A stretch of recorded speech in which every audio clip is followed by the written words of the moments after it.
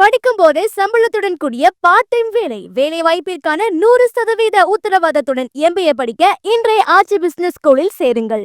இங்க இருந்த நகையெல்லாம் காணோம் பாத்தியா என கேட்ட தாயிடம், அதுவா நான் லிப்ஸ்டட்ஸ் வாங்க காசில்லன்னு வித்துட்டம்மா என சொல்லி தாய்க்கு பேரதிர்ச்சி தந்திருக்கிறார் சீனாவைச் சேர்ந்த இளம் பெண்.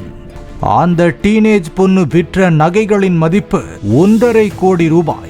அதற்கு மாற்றாக மகள் வாங்கிய பொருட்களின் மதிப்பு வெறும் 600 ரூபாய். தெற்கு சீனாவின் ஷாங்காய் நகரில் வாங்கி என்ற தாய் ஜேட் ஜுவல்லரிகள் எனப்படும் அசலான பச்சை நிற மாணிக்க கற்களாலான பிரேஸ்லெட், நெக்லஸ் ஆகியவற்றை வாங்கி ஆசையாய் சேர்த்து வைத்திருந்தார். அதன் மதிப்பு சுமார் 1.5 கோடி ரூபாய். வாங்கின் மகள் லீ அந்த நகைகளை ஒரு கடையில் கொடுத்து அதற்கு மாற்றாக லிப்ஸ்டட் என்ற பெயரில் உதட்டில் குத்துவதற்கான கம்மலை வாங்கியிருக்கிறார்.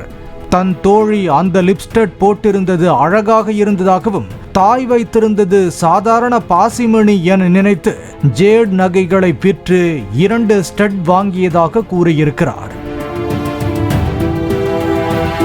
பின் போலீசார் உதவியோடு CCTV காட்சிகள் அடிப்படையில் நகைகள் மீட்கப்பட்டன. பாக்கெட் மணி கொடுக்கலங்கிறதுக்காக இப்படியா பண்ணுவாங்க என நெட்டிசன்கள் அந்த தாயையும் மகளையும் கலாய்த்து வருகின்றனர்.